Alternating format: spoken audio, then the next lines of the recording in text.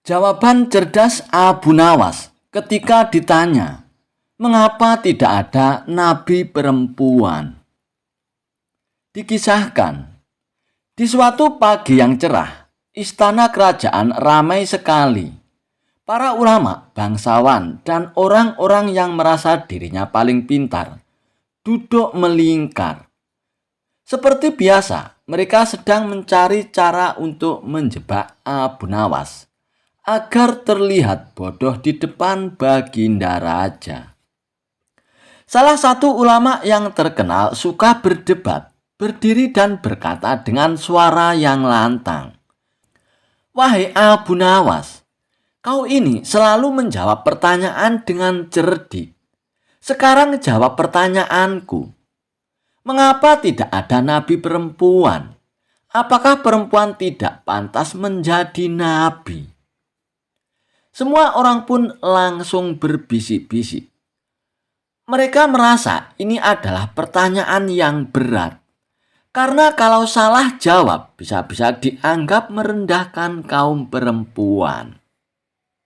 Abu Nawas pun tersenyum santai lalu berkata, "Wahai Tuan Ulama, sebelum saya menjawab pertanyaan Tuan, izinkan saya bertanya. Siapa wanita yang paling mulia yang pernah ada?"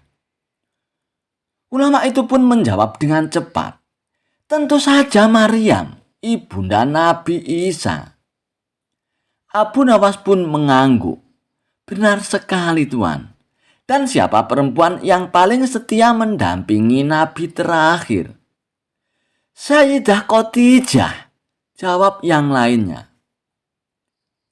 "Dan siapa yang menjadi guru bagi banyak sahabat dalam urusan agama?" "Sayyidah Aisyah," sahut seorang lagi. Abu Nawas pun tersenyum makin lebar. Nah, bukankah tanpa mereka perjuangan para nabi tidak akan sempurna? Kalau perempuan dijadikan nabi, siapa yang akan mendidik para nabi sejak kecil? Siapa yang akan menguatkan hati mereka ketika wahyu terasa berat? Siapa yang akan menjaga generasi setelahnya? Mendengar itu, orang-orang pun mulai terdiam. Lalu Abu Nawas pun melanjutkan dengan bijak. Allah Maha mengetahui, Nabi memang laki-laki, tapi peran perempuan tidak kalah mulia. Bahkan seringkali di balik Nabi yang hebat, ada perempuan yang jauh lebih kuat hatinya. Jadi, bukan soal layak atau tidak, tapi soal tugas dan hikmah. Suasana pun menjadi hening. Orang yang tadinya menantang Abu Nawas, kini hanya bisa menunduk malu. Dan Abu Nawas pun menutup dengan candaan ringan. Lagi pula, kalau perempuan jadi nabi, mungkin para lelaki yang akan banyak protes karena mereka kalah sabar. Dan semua orang pun tertawa dan mengangguk setuju dengan jawaban Abu Nawas. Kisah Abu Nawas, debat dengan iblis. Suatu malam, Abu Nawas sedang duduk sendirian di serambi masjid. Angin sepoi-sepoi, suasana pun tenang. Tiba-tiba muncul sosok misterius dengan bau sengit dan tawa licik. "Hahaha, Abu Nawas, akhirnya kita bertemu juga." "Hei, siapa kau?" tanya Abu Nawas. "Aku adalah iblis, musuh umat manusia. Tapi malam ini aku tak mau menggoda. Aku mau debat sama kamu, Abu Nawas." Abu Nawas pun hanya nyengir. Iblis aja pengen debat. Tapi kalau kalah jangan lapor neraka ya." Iblis pun tertawa. "Hahaha. Kau pikir kau bisa mengalahkan aku ya Abu Nawas? Aku ini pintar, licik, ahli tipu muslihat. Bahkan aku pernah ngibulin Nabi Adam. Abu Nawas pun tetap tenang. Baiklah iblis, apa topik debatmu? Iblis pun menjawab, aku ingin buktikan bahwa manusia itu lebih buruk dari iblis. Abu Nawas pun berkata, oke, baiklah iblis.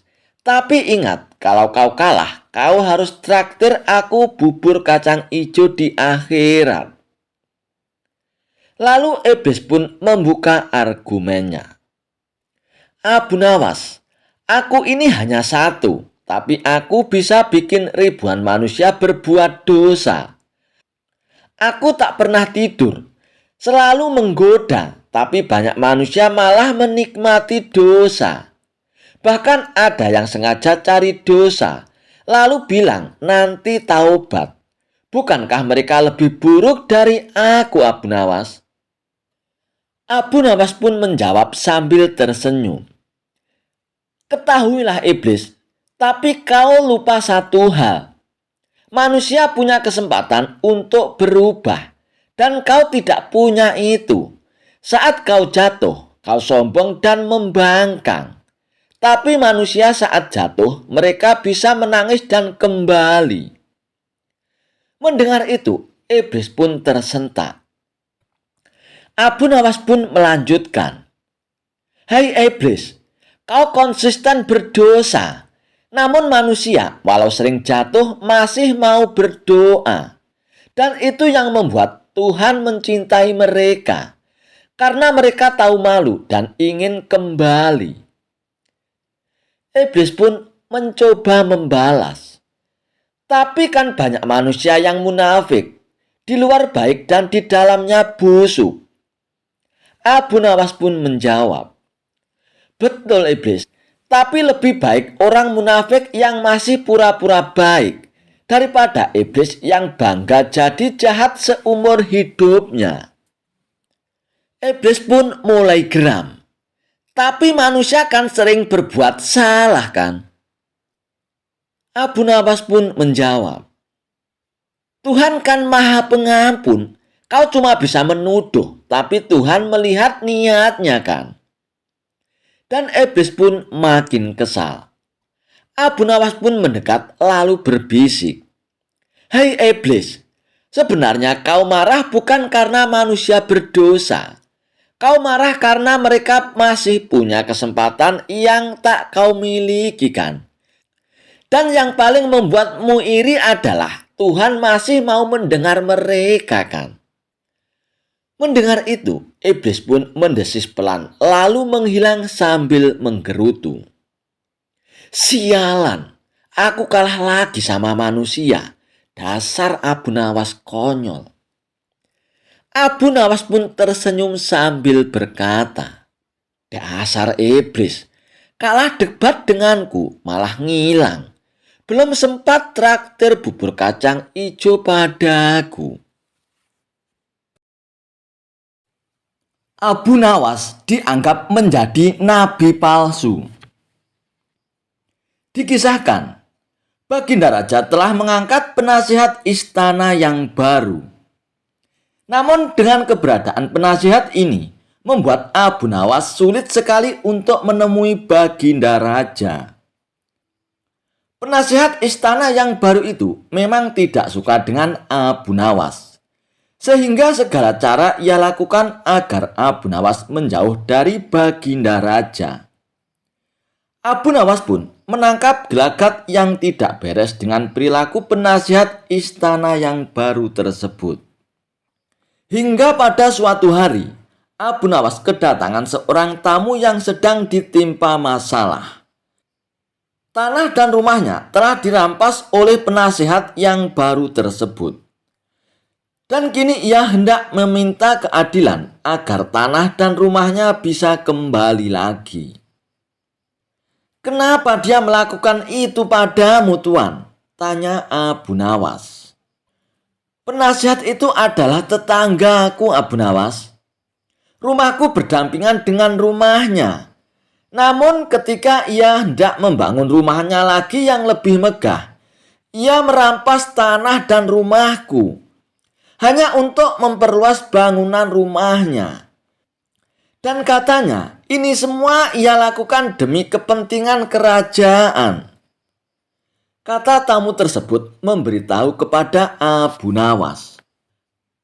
Sesaat Abu Nawas pun terdiam. Ia merasa bingung dan tidak tahu bagaimana cara mengadukan hal ini kepada Baginda Raja. Sedangkan saat ini untuk menemui Baginda Raja sangatlah sulit. Itu semua dikarenakan ulah daripada penasihat istana yang baru tersebut. Setelah lama berpikir, Abu Nawas pun menemukan solusinya. Sebaiknya kamu pulang dulu, Tuan. Aku akan ke istana untuk membantu permasalahanmu, kata Abu Nawas kepada tamunya itu. Singkat cerita, datanglah Abu Nawas ke istana dengan mengenakan jubah panjang dan membawa tongkat di tangannya. Melihat kehadiran Abu Nawas di depan pintu gerbang istana, sang penasihat itu pun segera mencegah Abu Nawas agar tidak masuk ke istana. Akan tetapi, terlintas rasa penasaran, kenapa Abu Nawas berpakaian tidak seperti biasanya. Hai Abu Nawas, mau apa kau ke istana dan kenapa kau berpenampilan seperti itu? Tanya penasihat istana. Aku adalah orang yang suci, akan menemui paduka raja, jawab Abu Nawas. Apa? Orang suci? Maksudmu sekarang kau menjadi seorang nabi ya? Tanya penasihat istana. Sudahlah Tuan penasihat, beritahu kepada rajamu bahwa orang suci akan menghadapnya, kata Abu Nawas.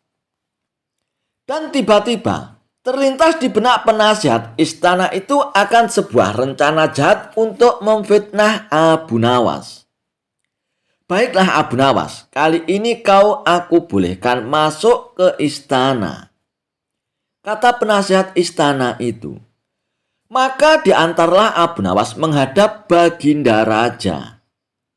Sesampainya di hadapan Baginda Raja, sang penasihat itu pun langsung melancarkan rencana jahatnya.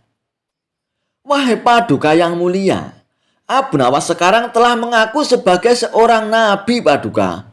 Dia mengatakan bahwa dia adalah orang suci. Lapor penasihat itu kepada Baginda Raja. Spontan saja Baginda Raja pun terkejut mendengarnya. Apa benar begitu wahai Abu Nawas? Kau jangan macam-macam Abu Nawas. Aku bisa saja menghukummu dengan hukuman mati Abu Nawas, karena kau berani mengaku-ngaku sebagai seorang nabi, bentak Baginda Raja. Abu Nawas pun hanya tersenyum dan berkata, yang pasti aku adalah orang suci paduka, balas Abu Nawas dengan berlagak seperti seorang nabi. Akan tetapi Baginda Raja menangkap ada maksud lain dari semua perilaku Abu Nawas ini.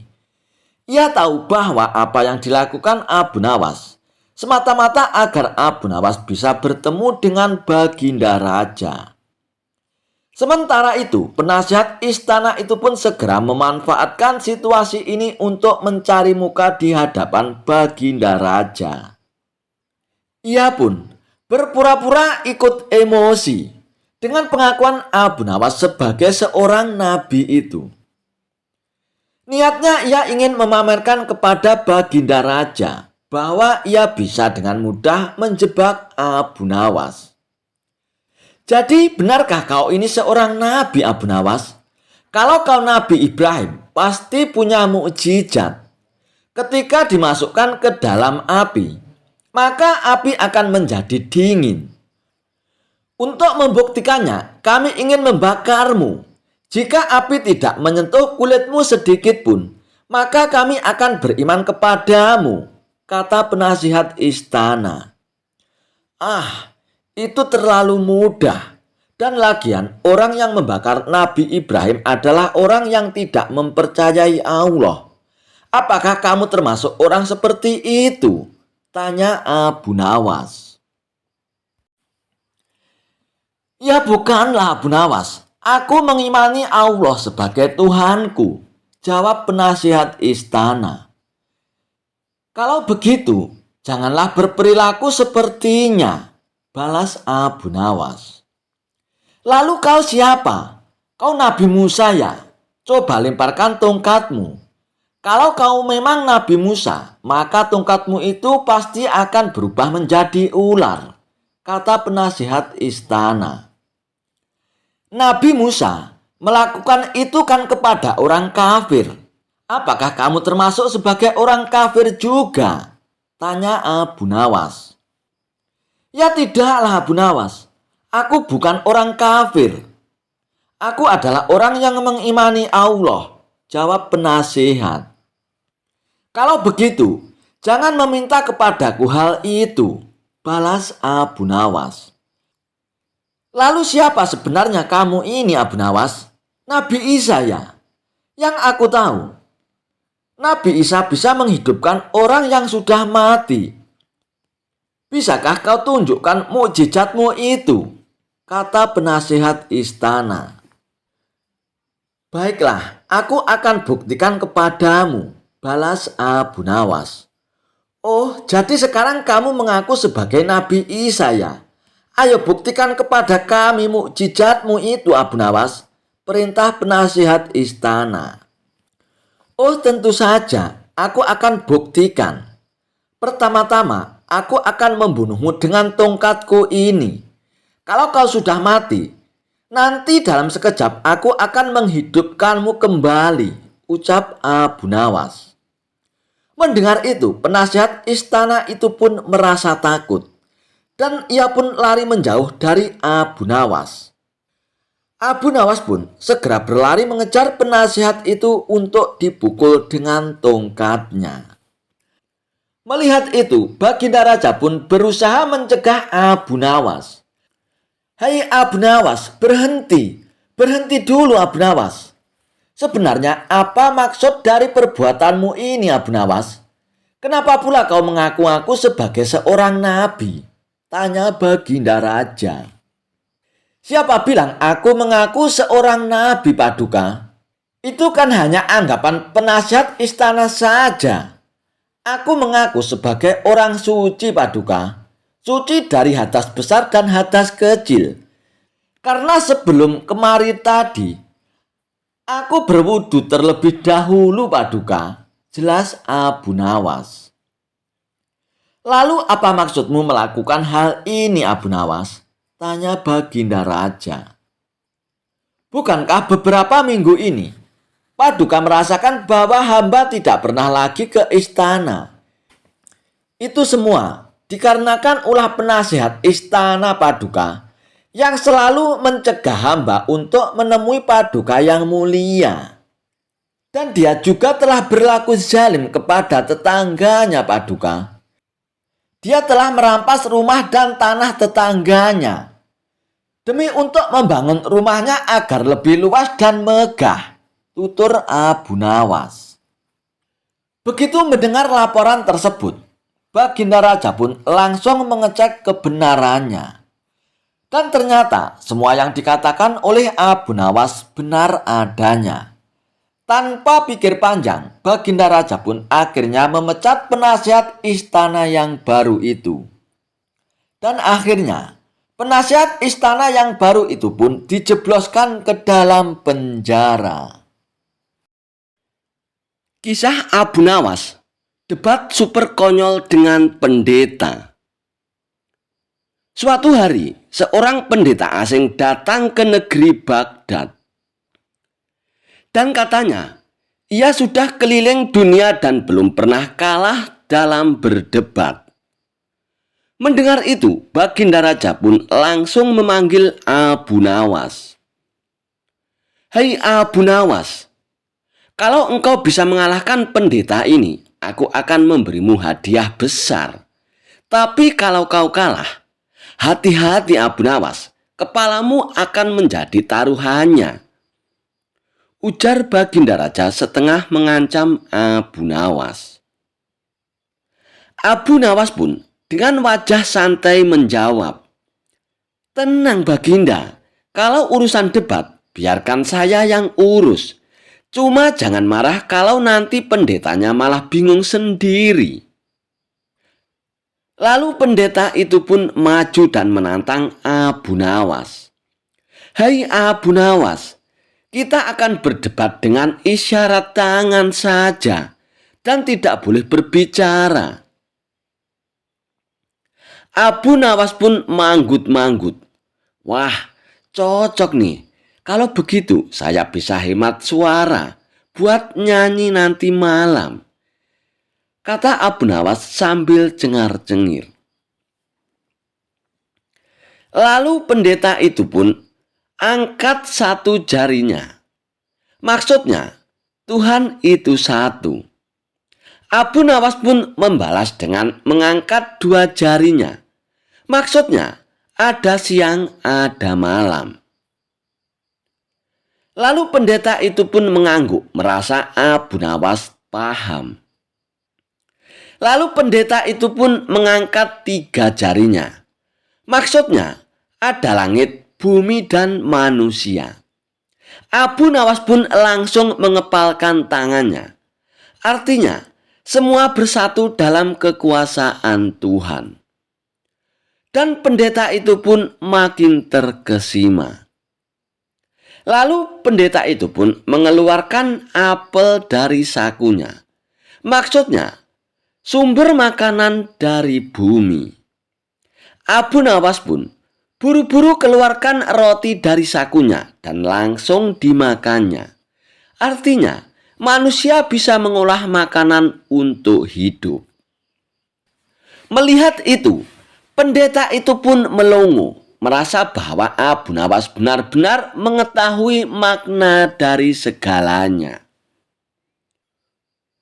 Lalu pendeta itu pun mencoba lagi dengan mengeluarkan segelas air. Maksudnya, kehidupan tak bisa lepas dari air. Abu Nawas pun dengan cepat mengambil cangkir kosong, lalu dibalikkan ke atas meja. Maksudnya, tanpa Tuhan, hidup bisa kering dan kosong. Melihat itu, pendeta itu pun langsung tepuk jidat. Merasa Abu Nawas benar-benar ahli spiritual kelas tinggi. Dan pendeta itu akhirnya pun menyerah. Ia berkata kepada Baginda Raja, "Ampun Paduka yang mulia, hamba tidak sanggup lagi. Abu Nawas ini terlalu dalam ilmunya. Semua isyarat saya, ia jawab dengan bijak." Baginda Raja pun bangga dan merasa puas. Namun Baginda Raja pun merasa penasaran. Apa sebenarnya di balik semua itu? Lalu Baginda Raja pun bertanya kepada Abu Nawas, "Hai Abu Nawas, sebenarnya bagaimana engkau bisa menjawab semua isyarat pendeta itu dengan tepat?" Abu Nawas pun tersenyum kecil sambil berkata, "Loh, Paduka yang mulia, itu semua hanya salah paham." Pendeta itu angkat satu jari, saya kira mau mencolok mata saya. Jadi saya balas dua jari. Saya akan mencoloknya dua-duanya. Dia angkat tiga jari. Saya kira mau jambak rambut saya. Jadi saya kepalkan tangan saya dan siap untuk memukulnya. Lalu ia keluarkan apel. Saya kira mau pamer makanan.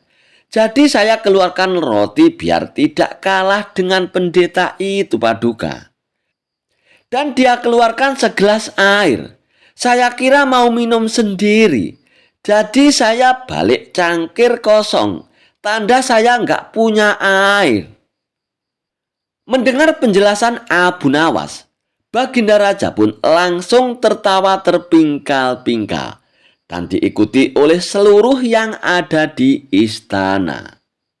Dan pendeta yang mendengar penjelasan Abu Nawas itu hanya bisa garuk-garuk kepala, lalu pergi dengan wajah malu setengah geram.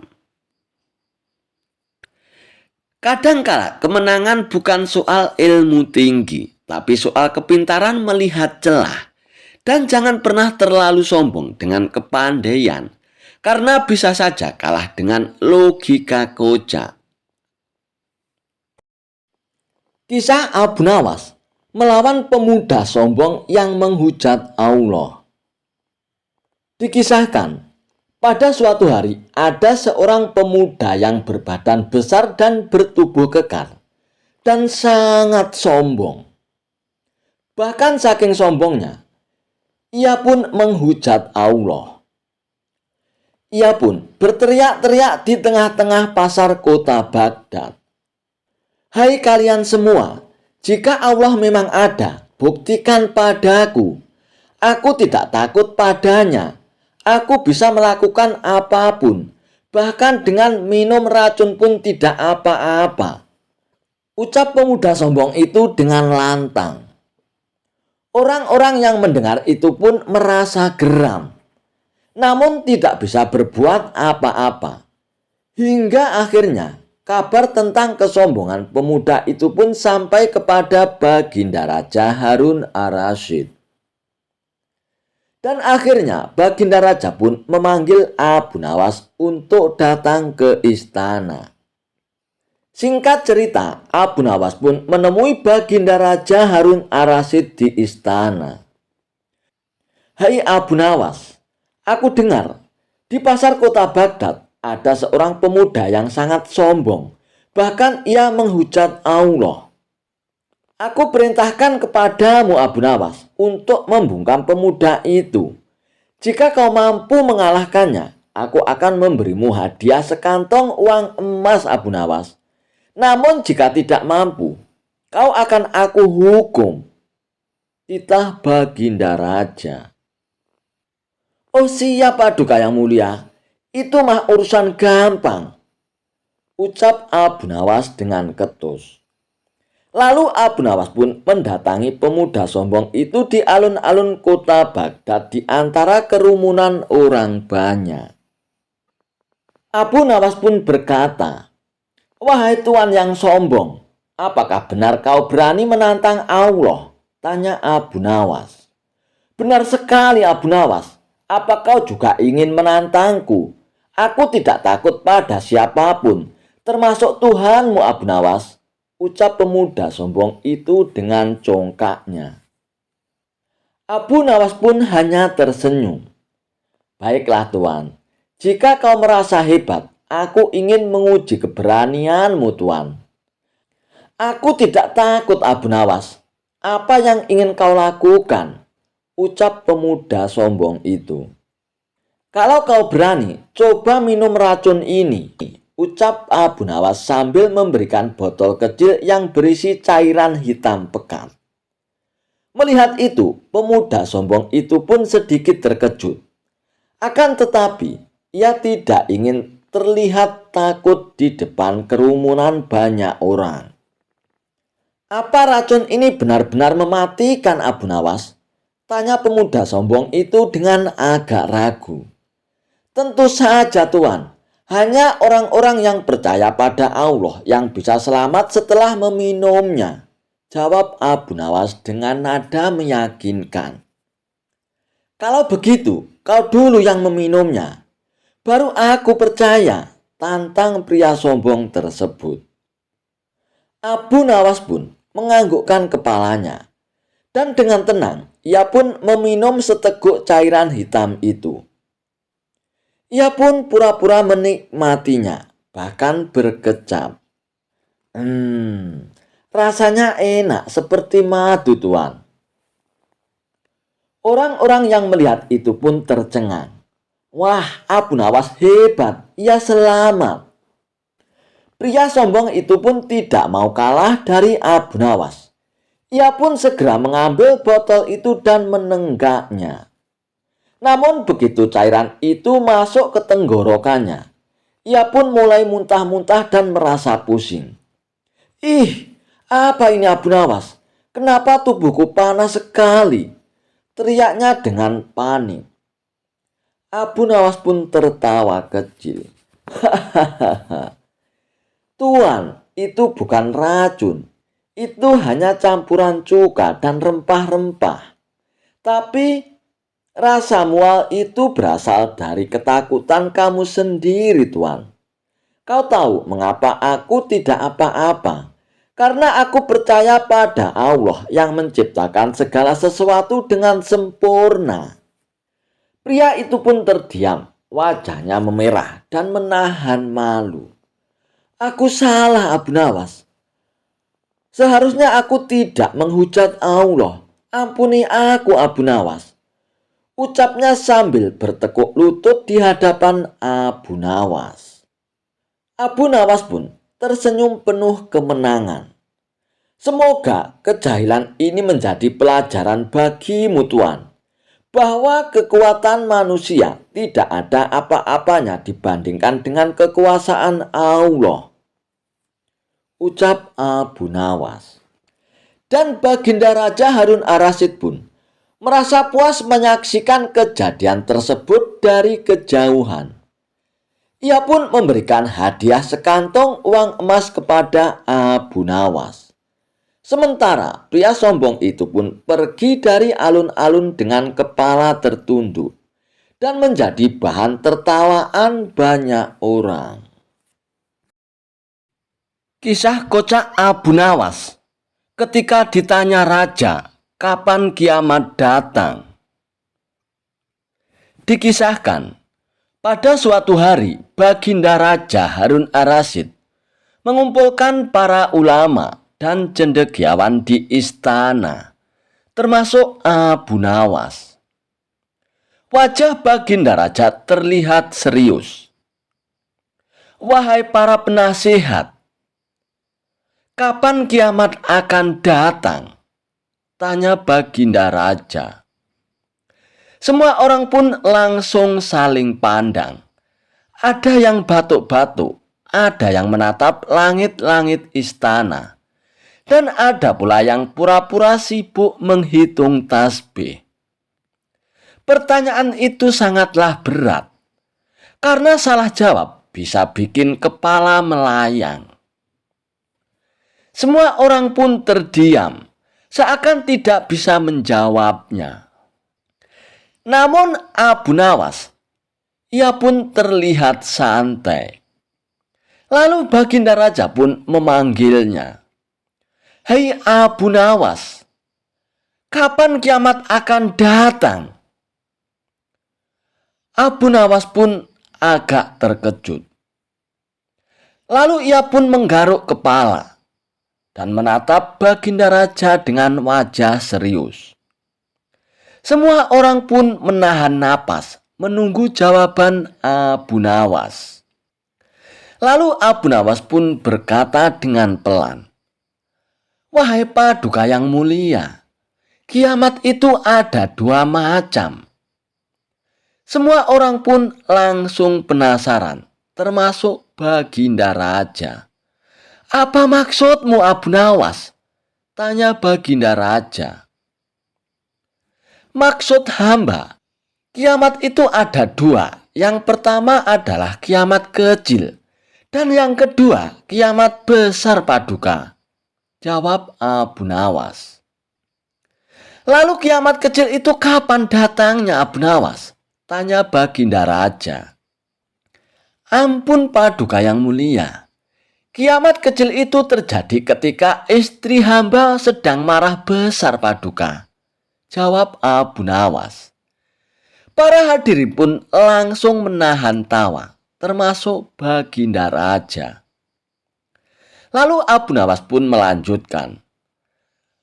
Kalau istri hamba sedang marah, rumah hamba terasa hancur, dapur sunyi, makanan tak ada, dunia terasa gelap. Itu kiamat kecil bagi hamba Paduka. Dan semua orang pun mulai tertawa kecil. Lalu Baginda Raja pun bertanya lagi. Lalu kiamat besar itu kapan datangnya Abu Nawas?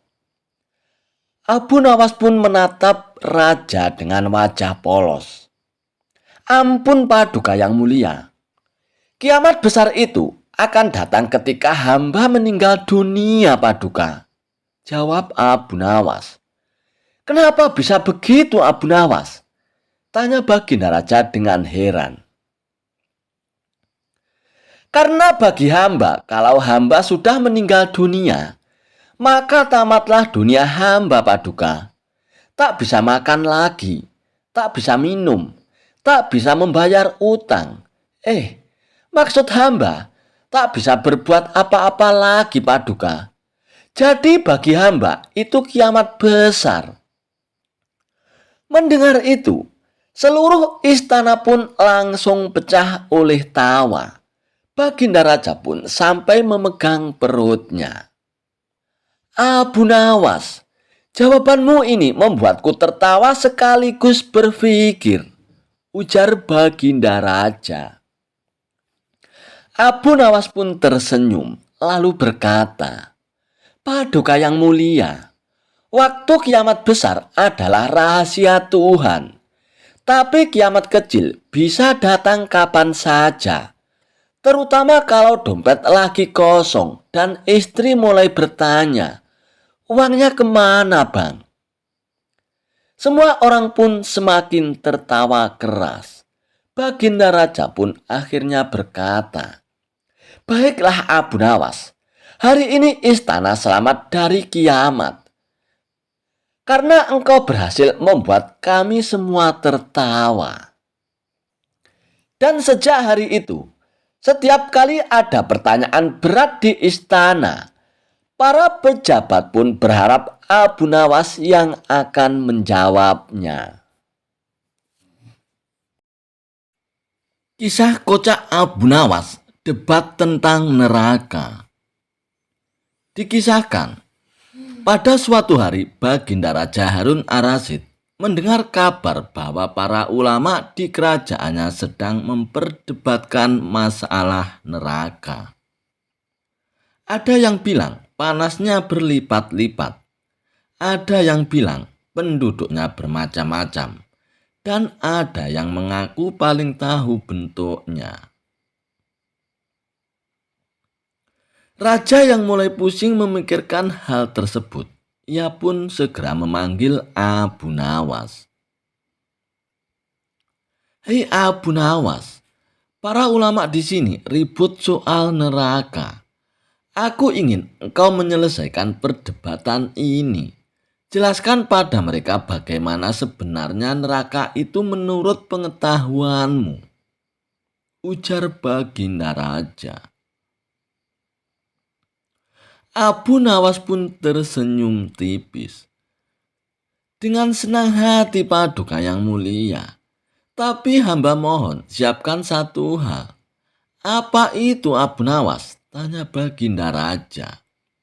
Kipas angin Paduka.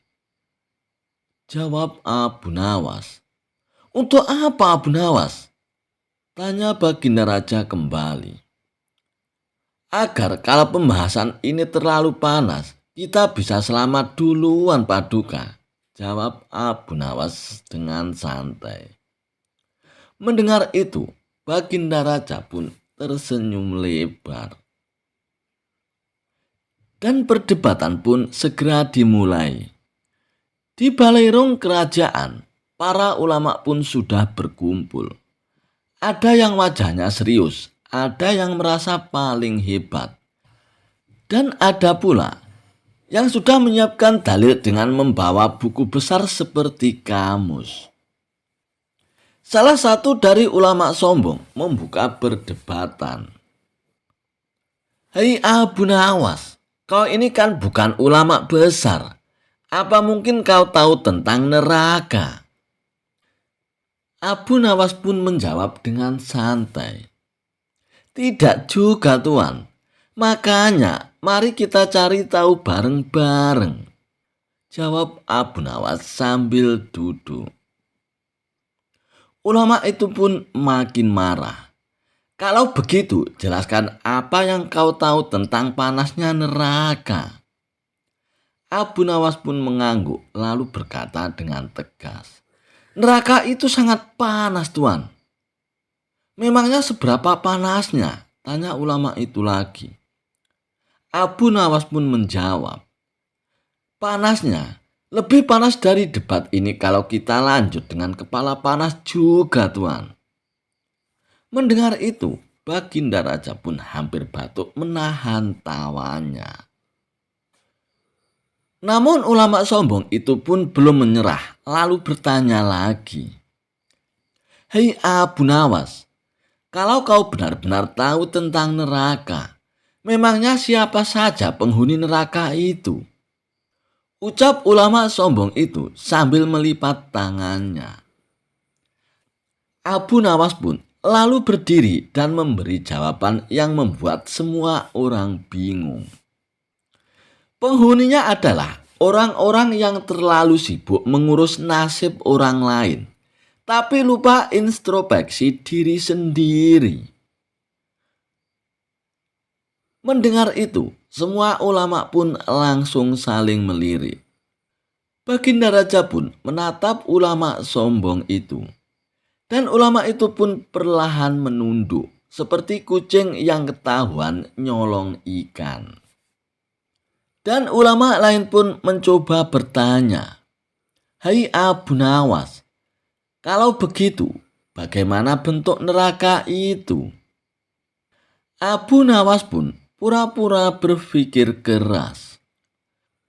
Menurut pengetahuan saya, katanya neraka itu luas, sangat luas.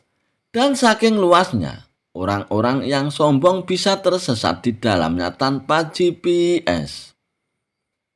Mendengar itu, Balairung pun meledak dengan tawa. Baginda Raja pun berdiri sambil bertepuk tangan. Dan akhirnya Baginda Raja pun sendiri bertanya kepada Abu Nawas. Hai Abu Nawas, sebenarnya kau tahu atau tidak tentang neraka? Abu Nawas pun menunduk hormat. Ampun Paduka yang mulia, hamba tidak akan berani sok tahu, tapi jika hamba boleh mengutip sesuatu.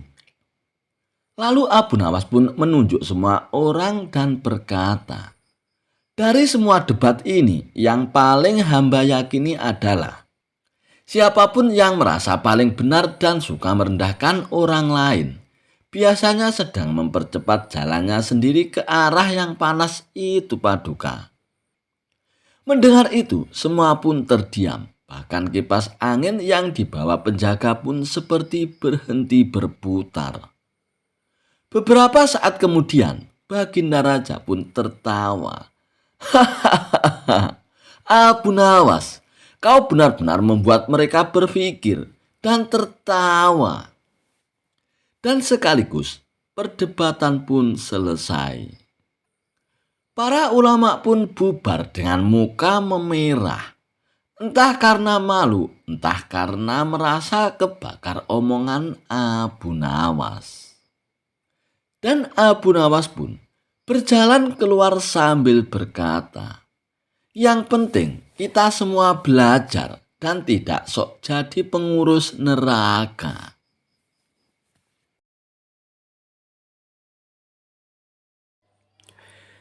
Kisah Abu Nawas mengerjai seorang tabib palsu. Suatu ketika di kota tempat tinggal Abu Nawas dihebohkan adanya tabib baru yang mengaku sakti. Dia pun sesumbar bisa mengobati penyakit apa saja. Walhasil rumahnya didatangi ratusan pasien. Padahal tabib tersebut hanyalah seorang penipu. Ia menggunakan keahlian sulapnya untuk menipu warga. Hal inilah yang membuat warga makin percaya pada kesaktian palsu sang tabib tersebut. Ada juga pasien yang tidak kunjung sembuh. Namun karena rayuan manis sang tabib palsu tersebut, ia selalu menuruti perkataannya agar kembali berobat. Sampai pada suatu ketika, Abu Nawas pun jatuh sakit yang tidak kunjung sembuh. Dan atas saran sang istri, Abu Nawas pun disuruh berobat ke tabib tersebut.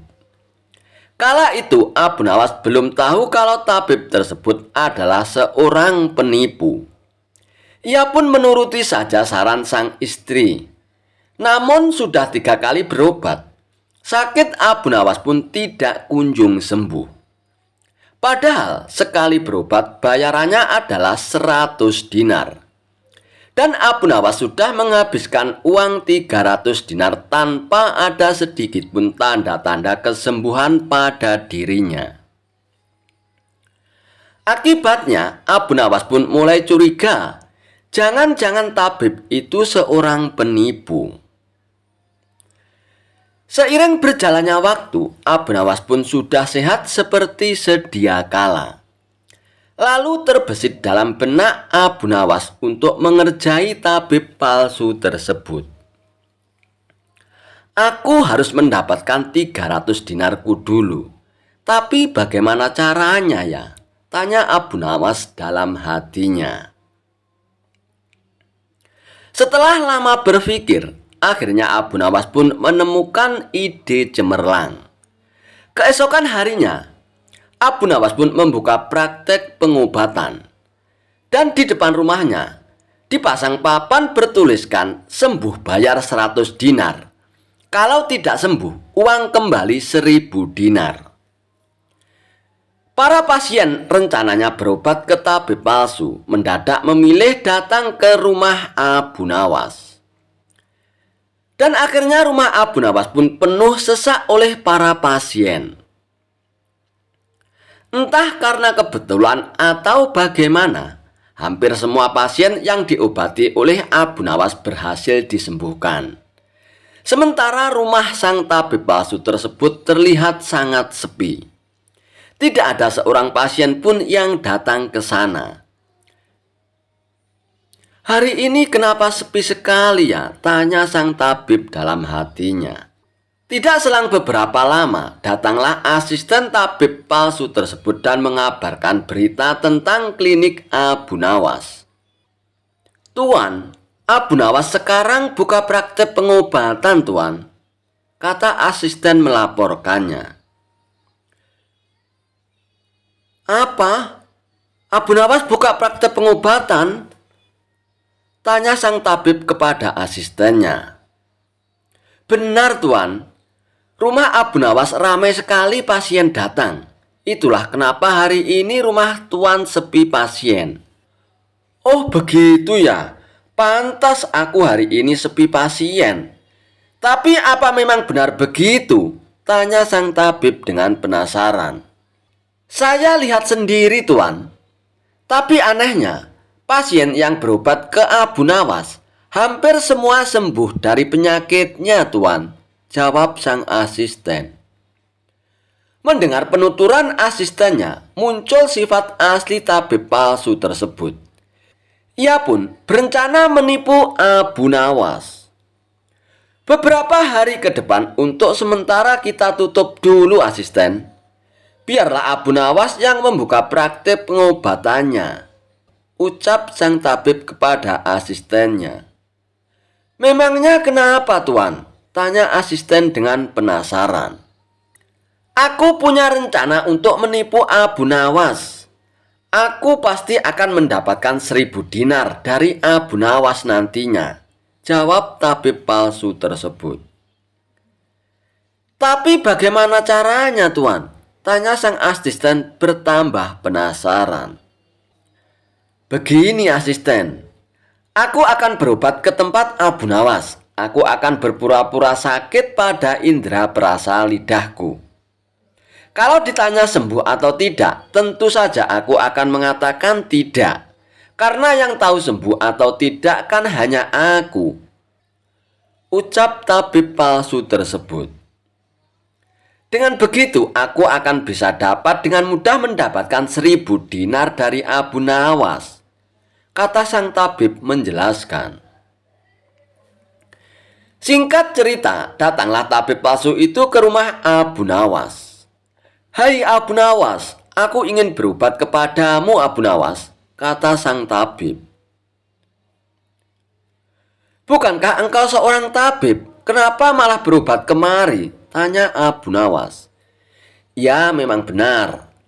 Tapi di tempatku tidak ada obatnya, Abu Nawas. Makanya aku datang ke sini, jawab sang tabib. Memangnya kamu sakit apa, tabib? Tanya Abu Nawas lagi. Begini Abu Nawas, entah kenapa lidahku mati rasa. Aku tidak bisa merasakan apa-apa Abu Nawas, kata sang tabib berpura-pura mengeluh. Akan tetapi, Abu Nawas menangkap firasat kurang baik. Ia yakin kalau tabib palsu itu hendak menipunya.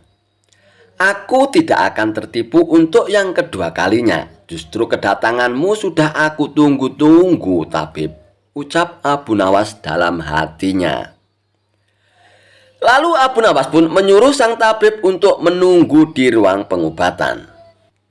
Abu Nawas pun pergi ke belakang dan segera memeras buah jeruk yang sangat asam dan menuangkannya ke dalam gelas. Lalu gelas tersebut diberikan kepada sang tabib. Wahai tabib, ini obatnya sudah jadi, minumlah sekarang, ucap Abu Nawas. Ketika sang tabib meminumnya, mukanya mendadak berkerut menahan rasa kejut. Kamu menipu aku ya Abu Nawas. Ini bukan obat, tapi air jeruk yang sangat kecut Abu Nawas, kata sang tabib dengan emosi. Alhamdulillah. Berarti lidamu sudah tidak lagi mati rasa, tabib. Sekarang bayarlah ongkosnya, yaitu 100 dinar, pinta Abu Nawas. Waduh, aku keceplosan. Gagal lagi rencanaku, pikir sang tabib palsu tersebut. Lalu sang tabib itu pun terpaksa memberikan uang 100 dinarnya kepada Abu Nawas. Tapi sang tabib tidak putus asa. Ia pun terus berusaha agar bisa mendapatkan 1000 dinar dari Abu Nawas. Hari berikutnya, ia pun kembali mendatangi Abu Nawas. Hai Abu Nawas, aku mau berobat lagi Abu Nawas, kata sang tabib palsu tersebut. Oh silakan tabib, apa lidahmu masih mati rasa lagi? Tanya Abu Nawas meledeknya. Bukan Abu Nawas. Kali ini penyakitnya berbeda, jawab sang tabib. Luar biasa, ternyata kamu punya banyak stok penyakit ya tabib. Kali ini apa penyakitnya? Tanya Abu Nawas lagi. Aku hilang ingatan Abu Nawas, jawab tabib tersebut. Apakah kamu kesandung kasus korupsi tabib? Makanya hilang ingatan, tanya Abu Nawas. Enak saja kamu Abu Nawas. Memangnya aku pejabat apa? Jawab tabib dengan nada protes. Baiklah, sekarang kamu tunggu di sini sebentar. Aku akan mengambilkan obatnya tabib, ucap Abu Nawas. Tidak beberapa lama kemudian, Abu Nawas pun kembali menemui sang tabib palsu. Ini obatnya tabib, silakan diminum, kata Abu Nawas sambil memberikan gelasnya. Aku tidak mau minum air ini Abu Nawas, ucap tabib tersebut. Loh, memangnya kenapa tabib? Katanya ingin sembuh, kok tidak mau minum obatnya, ucap Abu Nawas. Lah ini kan perasan air jeruk seperti kemarin Abu Nawas. Aku tidak mau minum, kata sang tabib menolaknya. Alhamdulillah, tanpa meminumnya pun kamu sudah sembuh tabib. Sekarang bayar 100 dinar lagi, pinta Abu Nawas. Sudah sembuh? Sembuh dari mana Abu Nawas? Apanya yang sembuh? Kamu jangan mengada-ada Abu Nawas, protes sang tabib tersebut. Nah buktinya kamu masih ingat dengan obat yang kemarin aku berikan. Berarti sakit hilang ingatanmu sudah sembuh tabib, jelas Abu Nawas. Untuk kedua kalinya rencana sang tabib palsu mengalami kegagalan juga. Mau tidak mau, ia pun harus memberikan uang 100 dinar lagi kepada Abu Nawas. Kurang ajar Abu Nawas, ternyata tidak sebodoh yang kukira, pikir tabib palsu tersebut. Tidak terima dengan dua kegagalan yang dialaminya, tabib palsu itu pun berpikir keras untuk bisa mengalahkan Abu Nawas. Setelah merenung agak lama, akhirnya ia pun mendapatkan ide. Aku pasti akan berhasil kali ini, ungkap tabib dengan rasa yakin. Kali ini ia pun berpura-pura buta. Si tabib palsu itu pun berjalan ke rumah Abu Nawas dengan bantuan tongkat di tangannya. Setelah tiba di tempat Abu Nawas pun sempat kaget dengan penuh rasa iba. Abu Nawas pun bertanya kepada sang tabib, "Apa yang menimpamu, tabib, dan mengapa kamu bisa seperti ini?" Si tabib palsu itu pun menjawab, "Tolonglah aku, Abu Nawas, mataku tiba-tiba buta, sembuhkanlah aku, Abu Nawas," ucap tabib tersebut. Tabib palsu itu pun kemudian dipersilakan masuk dan duduk di ruang pengobatan oleh Abu Nawas. Setelah mengamati dengan seksama, Abu Nawas pun akhirnya menyadari bahwa itu adalah tipuan belaka. Namun Abu Nawas tidak pernah kehilangan akal. Ia punya cara lain untuk menghadapinya. "Sepertinya penyakit kebutaanmu sudah sangat parah, tabib. Maafkan aku untuk kali ini tidak mampu mengobatinya, tabib," ucap Abu Nawas berpura-pura sedih. Mendengar jawaban tersebut, sang tabib langsung kegirangan. Akhirnya bisa mengelabui Abu Nawas juga kali ini aku. "Terus bagaimana ini, Abu Nawas? Padahal aku berharap banyak kepadamu," kata sang tabib berpura-pura. "Iya, mau bagaimana lagi, tabib? Aku tidak mungkin bisa menyembuhkanmu," jawab Abu Nawas. "Oh, kalau begitu aku akan dapat 1000 dinar darimu dong, Abu Nawas," tanya tabib palsu dengan penuh harap. "Tentu saja, kawan, aku tidak mungkin berdusta," balas Abu Nawas. Kemudian Abu Nawas pun masuk ke dalam rumah untuk mengambil uang. "Ini uangnya 1000 dinar untukmu, tabib," ucap Abu Nawas sambil memberikan uangnya. Tabib palsu itu pun dengan penuh kegirangan menerima uang tersebut. Tapi setelah uangnya dihitung, ia langsung murka. "Hai Abu Nawas, kenapa hanya 10 dinar yang kau berikan?" tegas tabib palsu dengan emosi. "Hai tabib, dari mana kamu tahu kalau jumlahnya hanya 10 dinar?" tanya Abu Nawas balik. "Uangnya memang ada 10, tapi pecahannya 1 dinar saja ini. Bukan 100 dinar, Abu Nawas. Memangnya aku buta apa?" balas tabib tambah emosi. "Alhamdulillah, sekarang kamu sudah sembuh, tabib," kata Abu Nawas sambil mengambil kembali uangnya. "Maksudmu ini apa, Abu Nawas? Kenapa uangnya diambil lagi?" tanya tabib dengan kebingungan. "Loh, kamu kan sudah sembuh. Sekarang sini bayar 100 dinar, pinta Abu Nawas. "Sembuh apanya? Kamu jangan mengada-ada lagi, Abu Nawas," protes tabib tersebut. "Bukankah kamu kesini katanya mengalami kebutaan? Tapi kamu bisa membedakan mana pecahan 1 dinar dan pecahan 100 dinar. Berarti matamu tidak buta lagi dan kamu sekarang bisa melihat, tabib," jelas Abu Nawas. Tabib palsu itu pun tidak bisa berkata apa-apa lagi. Ia pun terpaksa memberikan uang 100 dinar lagi kepada Abu Nawas. Dan ia pun akhirnya pergi dengan perasaan kecewa. "Aku kapok berurusan dengan Abu Nawas," ucap si tabib palsu tersebut sambil ngelak. Kisah Abu Nawas membuat malu ulama yang pamer ilmu. Dikisahkan, di suatu kota hiduplah seorang ulama terkenal. Ilmunya memang tinggi, hafal kitab setebal bantal. Tapi sayangnya, ia suka pamer ilmu. Kemana-mana ulama itu berkata, "Aku ini murid ulama besar. Aku hafal 1000 dalil. Dan aku bisa jawab semua pertanyaan manusia." Orang-orang pun merasa kagum. tapi juga mulai enek. Karena setiap pengajian, sang ulama itu selalu menutup ceramahnya dengan kalimat, "Kalau masih ada yang ragu, silakan tanya. Insya Allah aku akan jawab semuanya." Dan suatu hari, terdengarlah kabar itu ke telinga Abu Nawas. Abu Nawas pun tersenyum tipis. Orang berilmu kok sibuk pamer ilmu.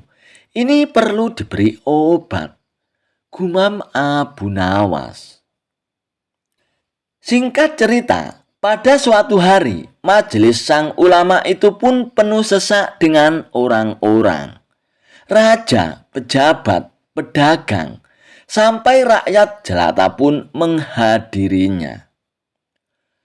Sang ulama itu pun berdiri dengan dada dibusungkan. "Bertanyalah, jangan takut, ilmu itu luas."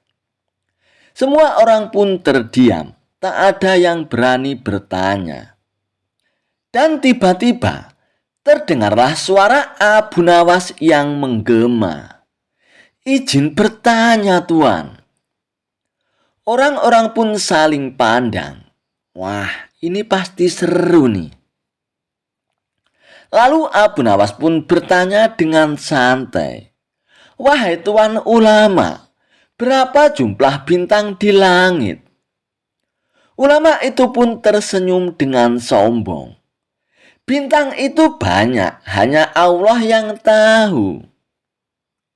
Abu Nawas pun mengangguk. Masya Allah, jawaban yang bijak. Lalu Abu Nawas pun melanjutkan pertanyaan yang kedua. "Wahai Tuan Ulama, berapa tetes air di lautan?" Ulama itu pun tertawa kecil. "Hahaha, itu rahasia Allah." Orang-orang pun mengangguk kagum. Dan ulama itu pun makin tinggi hidungnya. Lalu Abu Nawas pun mendekati ulama itu dan memberikan pertanyaan yang ketiga. Sekarang pertanyaannya hanya sederhana, Tuan.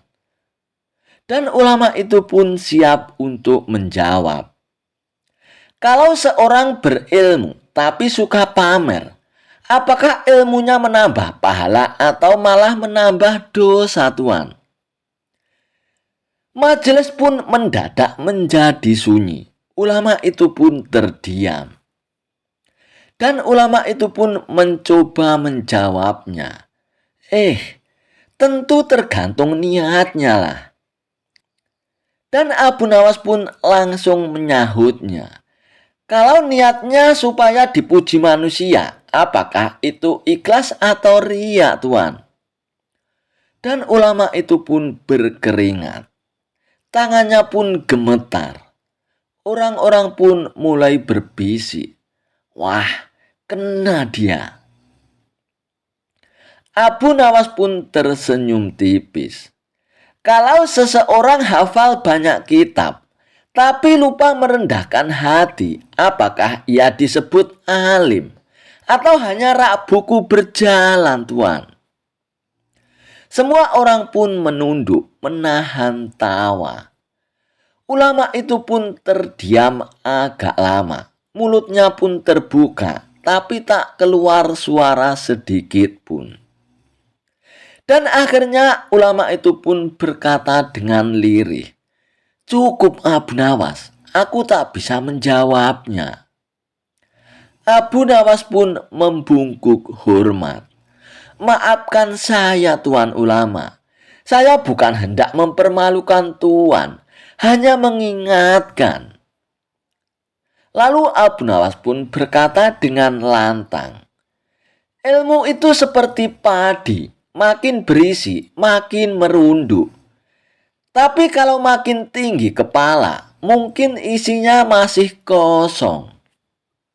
Orang-orang pun spontan berkata, "Allahu Akbar." Ulama itu pun menangis. Ia pun turun dari mimbar dan memeluk Abu Nawas. Lalu ia pun berkata dengan lirih, "Engkau benar, Abu Nawas.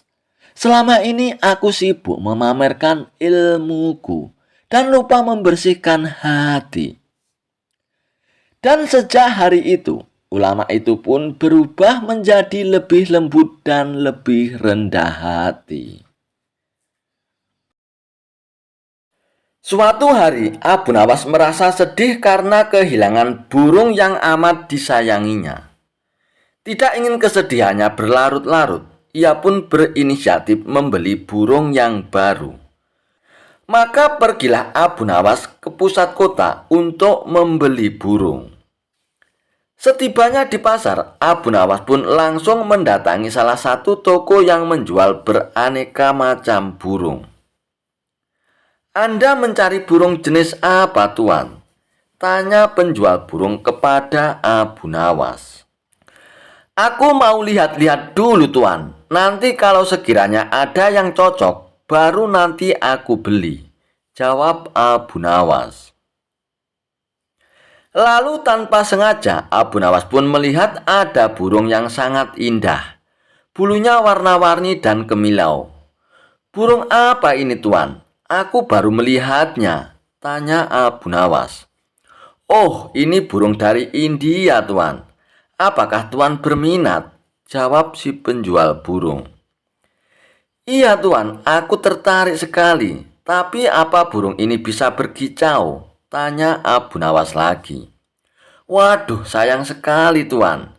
Burung ini tidak bisa berkicau, tapi burung ini bisa berbicara seperti manusia, Tuan. Bahkan dia bisa diajak bicara.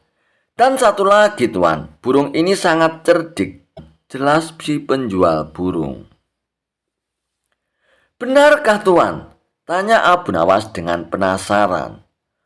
Dan untuk membuktikannya, Abu Nawas pun lalu coba mengajaknya bicara. Dan benar saja, burung itu pun bisa diajak bicara layaknya manusia. "Baiklah, Tuan, aku beli burung ini," kata Abu Nawas. Setelah transaksi pembayaran selesai, Abu Nawas pun langsung membawa pulang burung tersebut. Setibanya di rumah, ia pun menaruh burungnya dalam sebuah sangkar yang indah. Lalu ketika saat Abu Nawas sedang asik bercengkrama dengan si burung, tiba-tiba datanglah beberapa pengawal istana ke rumah Abu Nawas. "Tuan Abu Nawas, Anda diperintahkan Baginda Raja untuk menghadap sekarang," kata salah satu pengawal istana. "Oh, baiklah pengawal, aku akan segera ke sana. Kalian pergilah dulu, nanti aku akan menyusulnya," balas Abu Nawas. Singkat cerita, Abu Nawas pun datang ke istana menghadap Baginda Raja. Ternyata Baginda Raja akan mengutus Abu Nawas pergi ke negeri India untuk suatu keperluan. Sepulangnya dari istana, Abu Nawas pun langsung berkemas dan bersiap-siap. Tidak lupa, ia juga berpamitan kepada burungnya yang baru itu. "Hai burungku, aku tahu kau berasal dari India, dan Baginda Raja akan mengutusku ke negerimu. Apa kau punya permintaan? Barangkali kau kangen dengan makanan India. Aku bisa membawakannya untukmu," kata Abu Nawas. "Aku mohon dan aku minta kepadamu, lepaskan aku dari sangkarku ini. Itu permintaanku," jawab si burung. "Kalau itu permintaanmu, aku tidak bisa. Aku tidak mungkin melepaskanmu. Aku membelimu dengan harga yang mahal. Kau sudah menjadi milikku sekarang," ujar Abu Nawas. "Baiklah, kalau kau memang tidak bisa melepaskanku, tapi bila permintaan keduaku ini kau penuhi, aku akan sangat senang," balas si burung.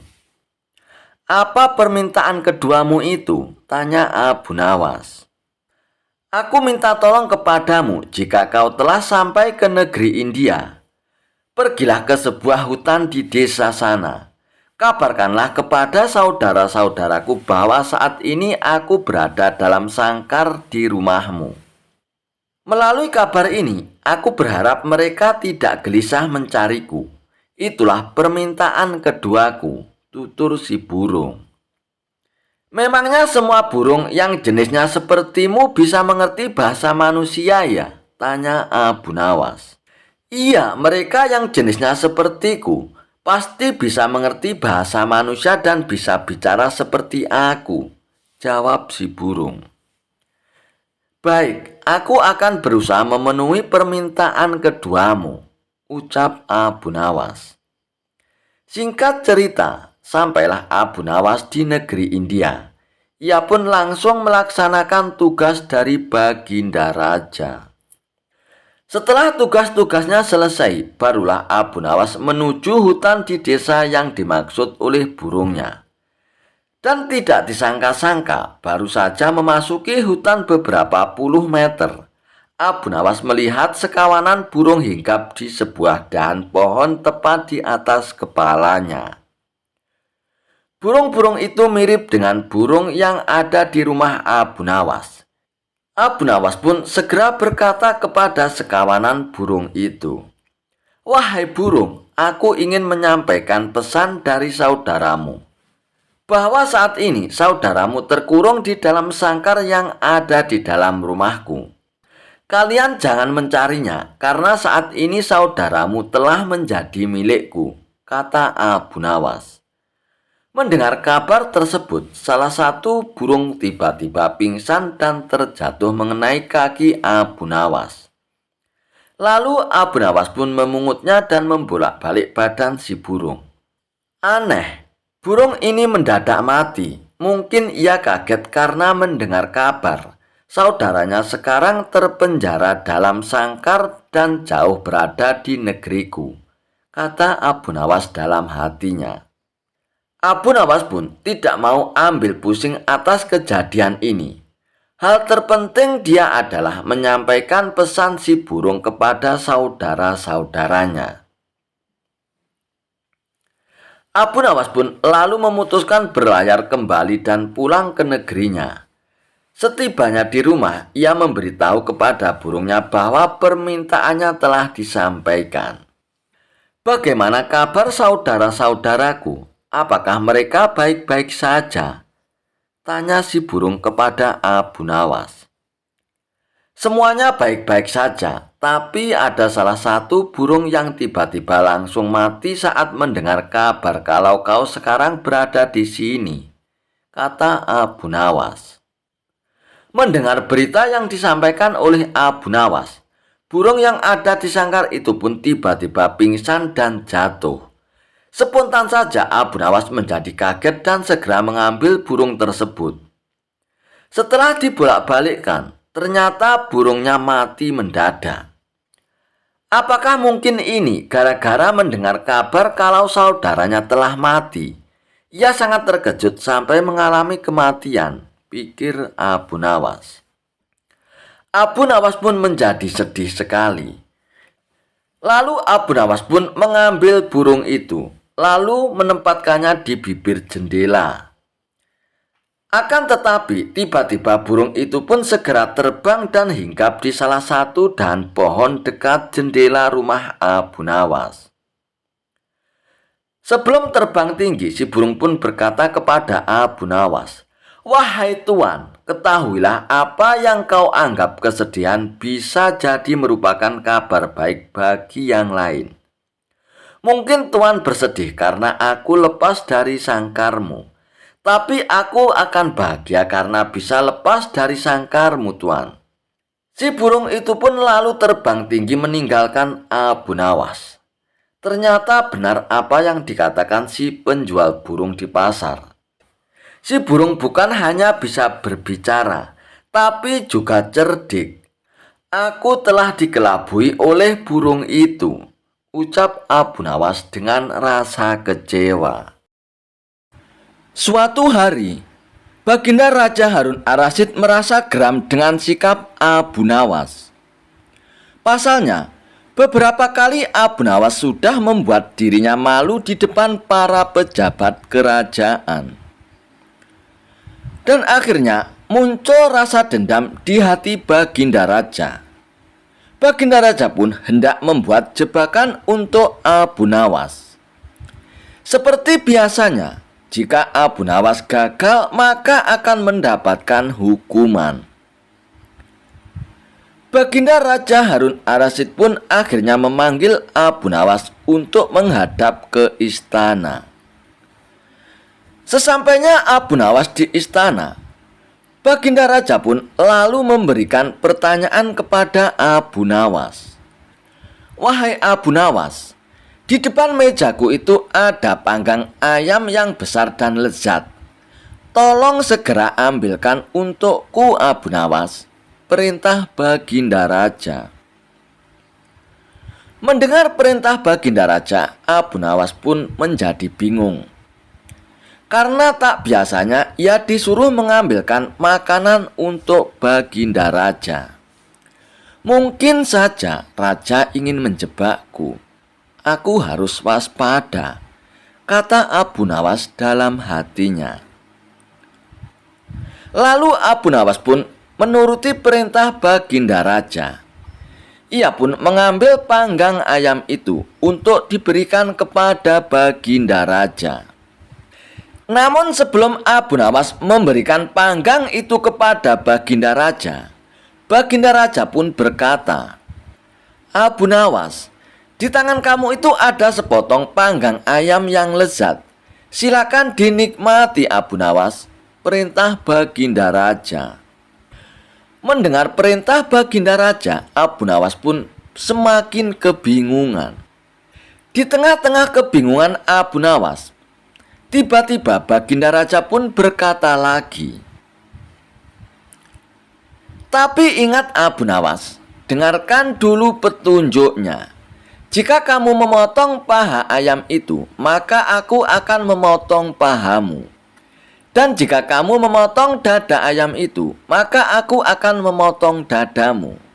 Tidak hanya itu saja, jika kamu memotong dan memakan kepala ayam itu, maka aku akan memotong kepalamu. Akan tetapi, kalau kamu hanya mendiamkan saja panggang ayam itu, kamu akan aku gantung, Abu Nawas," titah Baginda Raja. Mendengar titah Baginda Raja, Abu Nawas pun semakin kebingungan.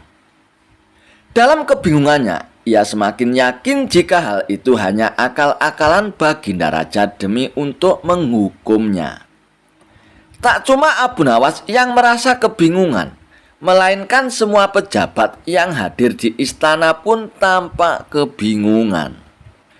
Sekian lamanya Abu Nawas hanya membolak-balik panggang ayam itu, sambil ia memikirkan bagaimana cara agar ia lolos dari hukuman Baginda Raja. Lalu Abu Nawas pun mulai mendekatkan panggang ayam itu tepat di indera penciumannya. Melihat tingkah Abu Nawas, para pejabat yang hadir di istana pun mulai bingung dan tidak mengerti apa yang akan dilakukan oleh Abu Nawas. Dan kemudian Abu Nawas pun mencium bagian pantat panggang ayam itu. "Jika saya memotong paha ayam ini, maka Baginda Raja akan memotong pahaku. Jika saya memotong dada ayam ini, maka Baginda Raja akan memotong dadaku. Dan jika saya memakan dan memotong kepala ayam ini, Baginda Raja akan memotong kepalaku. Akan tetapi, coba lihat, yang aku lakukan ini adalah mencium pantat ayam ini," kata Abu Nawas. "Apa maksudmu, wahai Abu Nawas?" tanya Baginda Raja. "Maksud hamba adalah kalau hamba melakukan demikian, maka Baginda juga akan membalasnya demikian kan? Saya hanya mencium pantat ayam panggang ini, maka Baginda juga harus mencium pantat ayam panggang ini pula," jelas Abu Nawas. Mendengar penjelasan Abu Nawas, sontak saja para pejabat yang hadir pun menahan tawa. tetapi ragu-ragu karena takut akan dihukum Baginda Raja. Sementara itu, raja yang mendengar ucapan Abu Nawas mulai memerah mukanya karena malu untuk kesekian kalinya. Dan untuk menutupi rasa malunya, maka Baginda Raja pun memerintahkan Abu Nawas untuk segera pulang dan membawa pergi panggang ayam itu. Wahai Abu Nawas, cepat bawa pulang panggang ayam itu. Jangan sampai aku berubah pikiran, Abu Nawas, kata Baginda Raja. Lalu dengan segera Abu Nawas pun pulang dengan membawa panggang ayam tersebut. Sesampainya di rumah, Abu Nawas pun mengundang tetangganya untuk berpesta dengan ayam panggang itu. Dan untuk kesekian kalinya, Abu Nawas pun kembali lolos dari hukuman Baginda Raja. Tidak hanya itu, ia pun sukses mempermalukan Baginda Raja Harun Ar-Rasyid di depan para pejabat kerajaan. Kisah Abu Nawas tersesat di hutan angker. Abu Nawas mendampingi Baginda Raja yang baru saja melantik hakim baru istana. Hakim tersebut terkenal jujur dan baik hati. Baginda Raja menyukai hakim baru tersebut karena gemar berburu di hutan layaknya Baginda Raja. Di sela-sela waktu santainya, Baginda Raja pun memanggil hakim baru tersebut untuk menghadapnya. Wahai hakim, bagaimana pekerjaanmu? Apakah ada kasus yang sulit diselesaikan? Tanya Baginda Raja. Alhamdulillah Paduka yang mulia, semua pekerjaan masih bisa hamba atasi, jawab hakim tersebut. Bagus, awas jangan main-main dengan jabatanmu ya. Kalau kamu sampai ketahuan menerima sogokan, aku bukan hanya akan memecatmu, tapi juga akan memenjarakanmu, ancam Baginda Raja. Oh, jangan khawatir Paduka. Hamba ini bukan tipe orang yang suka disogok. Hamba justru sangat membenci perbuatan itu. Hamba ini sudah kaya Paduka. Buat apa menerima sogokan? Bukankah Paduka tahu sendiri, gaji sebagai hakim sepenuhnya hamba sumbangkan untuk fakir miskin? Ujar hakim baru tersebut. Baiklah, aku percaya. Oh iya, aku dengar kau gemar berburu di hutan. Bagaimana kalau besok kita berburu bersama-sama? Ajak Baginda Raja. Dengan senang hati wahai Paduka yang mulia. Hamba terima ajakan Paduka, balas hakim tersebut. Baiklah, besok kita berangkat, tapi aku akan mengajak serta Abu Nawas, timpal Baginda Raja. Abu Nawas yang saat itu sedang cekcok dengan istrinya langsung menerima ajakan Baginda Raja. Dengan begitu, ia bisa menghindari kemarahan sang istri. Singkat cerita, Abu Nawas hakim baru tersebut dan Baginda Raja pun pergi meninggalkan istana. Ketiganya memulai perjalanan menuju hutan. Abu Nawas, apa kamu punya saran hutan mana yang akan kita tuju? Tanya Baginda Raja. Oh, ada Paduka, hutan di seberang lautan itu. Di sana banyak hewan kijang, tapi hutan tersebut terkenal angker Paduka, jawab Abu Nawas. Sama setan saja masa takut, ayo kita ke sana, balas Baginda Raja. Lalu ketiganya pun menuju hutan yang terkenal angker tersebut. Saat akan memasuki hutan tersebut, Abu Nawas mulai merasakan hal mistis. Paduka yang mulia, apa Paduka yakin akan masuk ke dalamnya? Tanya Abu Nawas agak ketakutan. Tidak beberapa lama kemudian tampak seekor kijang muncul di hadapan mereka. Baginda Raja dan hakim istana pun langsung mencabut anak panah dan membidiknya. Namun sayang, bidikan mereka pun meleset sehingga membuat kijang tersebut berlari ke dalam hutan. "Ayo kita kejar!" teriak Baginda Raja. Mereka pun mengikuti arah larinya Kijang. Ketika sedang mengejar hewan buruan, tiba-tiba muncul seekor harimau.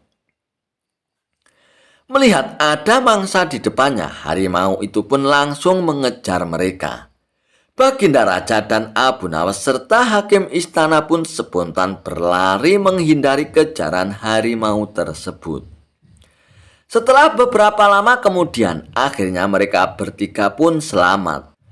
Namun alangkah terkejutnya karena mereka saat ini mengetahui bahwa mereka ada di tengah hutan. Pasalnya, mereka bertiga tersesat di tengah hutan yang angker. Mereka tidak tahu harus minta bantuan kepada siapa. Di tengah-tengah situasi yang mencekam itu, tiba-tiba muncul kakek tua misterius yang berpakaian serba putih.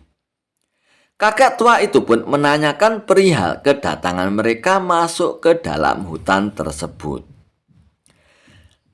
"Kenapa kalian sampai ke tempat ini? Tahukah kalian kalau tempat ini sangat berbahaya?"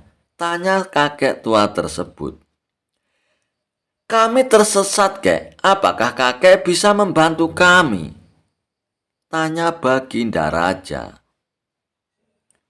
"Aku bisa membantu kalian, tapi masing-masing dari kalian hanya dibatasi satu permintaan," balas kakek tua tersebut. Kemudian Baginda Raja pun mengungkapkan keinginannya. "Begini, kek. Aku ingin pulang ke istanaku, kek. Aku ini adalah seorang raja. Aku tidak ingin kehilangan istanaku, kek," pinta Baginda Raja. "Baiklah, keinginanmu aku kabulkan," jawab kakek tua itu. Seketika itu juga Baginda Raja pun langsung menghilang. Dan dengan sekejap ia sudah berada di istananya duduk di singgasana bersama sang permaisuri. "Syukurlah, akhirnya aku bisa kembali berada di sini," ucap Baginda Raja. "Sekarang giliranmu, apa permintaanmu?" tanya kakek tua kepada hakim istana. "Aku ini adalah seorang hakim istana, kek. Aku ingin pulang ke rumahku yang megah. Aku tidak mau kehilangan harta kekayaanku, kek. Aku ingin secepatnya berkumpul dengan istri dan anak-anakku," pinta hakim baru tersebut. "Baiklah, keinginanmu aku kabulkan," jawab si kakek tua. Seketika itu juga hakim istana pun langsung menghilang dan berada di rumah megahnya berkumpul dengan istri dan anak-anaknya. Kini tinggallah Abu Nawas seorang diri di dalam hutan. "Sekarang giliranmu, apa permintaanmu?" tanya kakek tua kepada Abu Nawas. "Aku ini orang miskin, kek. Rumahku kecil dan tidak ada harta yang berharga di rumah. Aku juga sedang cekcok dengan istriku, kek. Aku tidak tahan dengan omelannya. Hal inilah yang membuatku tidak betah di rumah, kek. Jadi aku minta supaya Baginda Raja dan hakim istana dikembalikan ke sini untuk menemaniku, kek," pinta Abu Nawas. Seketika itu juga permintaan Abu Nawas pun terkabulkan. Baginda Raja dan hakim istana pun tiba-tiba kembali berada di samping Abu Nawas. Hakim istana dan Baginda Raja pun terkejut dengan kejadian ini. "Kenapa kami bisa kembali ke sini, kek?" tanya Baginda Raja dan hakim istana. "Itu atas permintaan kawanmu. Katanya dia sedang tidak betah di rumah. Dia ingin kalian berdua menemaninya di sini," jawab kakek tua itu. "Abu Nawas, kamu memang kurang ajar," teriak hakim istana dan Baginda Raja. Sementara si kakek tua misterius itu pun langsung menghilang dari hadapan mereka. Kisah Abu Nawas dan 6 ekor lembu. Suatu hari, Raja Harun ar-Rasyid memanggil Abu Nawas untuk menghadap ke istana. Raja ingin menguji Abu Nawas. Ketika Abu Nawas sampai di hadapan Raja Harun ar-Rasyid pun bertitah, "Hai Abu Nawas, aku menginginkan 6 ekor lembu berjenggot yang pandai berbicara. Bisakah engkau mendatangkan mereka dalam waktu 1 minggu? Kalau gagal, aku akan penggal kepalamu." "Baiklah tuanku yang mulia, hamba junjung tinggi titah tuan," jawab Abu Nawas. Semua orang di dalam istana yang hadir pun pada saat itu berkata dalam hati, "Mampuslah kau Abu Nawas." Abu Nawas kemudian memohon diri untuk pulang ke rumah. Sesampainya di rumah, ia duduk berdiam dan merenungkan keinginan sang raja. Abu Nawas cukup lama berada di dalam rumah dan tidak kunjung keluar. Seminggu setelahnya, ia baru keluar. Hari itu adalah batas akhir dari tugas yang diberikan oleh sang raja. Abu Nawas kemudian menuju kerumunan orang-orang. Ia kemudian berkata, "Hai orang-orang yang muda, hari ini hari apa?" Orang-orang yang menjawab benar akan dia lepaskan, tetapi orang yang menjawab salah akan dia tahan. Rupanya tidak ada satupun orang yang menjawab dengan benar. Abu Nawas pun marah kepada mereka. "Begitu saja kok tidak bisa menjawab? Kalau begitu, mari kita menghadap raja untuk mencari tahu kebenaran yang sesungguhnya," ujar Abu Nawas. Keesokan harinya, istana dipenuhi oleh warga yang ingin menonton kesanggupan Abu Nawas membawa 6 ekor lembu berjenggot. Sampai di depan raja, Abu Nawas pun menghanturkan sembah dan duduk dengan khidmat. Raja berkata, "Hai Abu Nawas, mana lembu berjenggot yang pandai bicara itu?" Abu Nawas pun kemudian menunjuk 6 orang yang dibawanya sambil berkata, "Inilah mereka paduka raja." "Hai Abu Nawas, apa yang engkau tunjukkan kepadaku itu?" "Wahai paduka raja, tanyalah pada mereka, hari apa sekarang?" Raja kemudian bertanya dan ke-6 orang tersebut memiliki jawaban yang berbeda. Maka Abu Nawas kembali berujar, "Jika mereka manusia, tentunya tahu hari ini hari apa paduka. Apalagi jika tuanku menanyakan hari yang lain. Akan tambah pusing mereka paduka. Manusia ataukah hewankah mereka ini? Inilah lembu berjenggot yang pandai bicara itu tuanku." Raja heran melihat Abu Nawas yang pandai melepaskan diri dari ancaman hukuman. Kemudian raja memberikan hadiah 5.000 dinar kepada Abu Nawas. Pada suatu waktu, Abu Nawas dipanggil oleh Baginda Raja Harun ar-Rasyid untuk datang ke istana. Baginda Raja ingin menguji kecerdasan Abu Nawas perihal kemampuannya dalam ilmu ceramah. "Wahai Abu Nawas, mulai Jumat depan, kamu yang bertugas untuk berkhotbah Abu Nawas," titah Baginda Raja. "Waduh, tapi saya kan penyair paduka. Saya bukan." "Kenapa Abu Nawas? Kamu mau menolak perintahku ya?" "Bukan begitu paduka yang mulia. Tapi ada apa dengan khotib yang biasanya berkhotbah? Tapi aku mau mendengar khotbah darimu Abu Nawas. Memangnya tidak boleh ya?"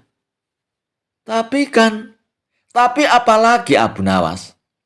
Pokoknya kamu harus berkhotbah dan saat berkhotbah tidak boleh ada jamaah yang tertidur karena mendengar khotbah darimu Abu Nawas, ujar Baginda Raja. Baiklah paduka yang mulia. Saya akan melaksanakan titah paduka yang mulia, ujar Abu Nawas. Namun Abu Nawas pun merasa lemas dengan perintah itu.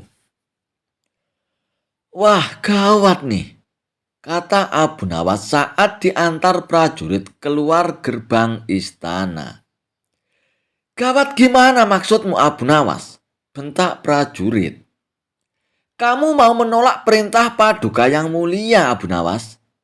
Kamu mau dihukum gantung ya? Bukan begitu prajurit.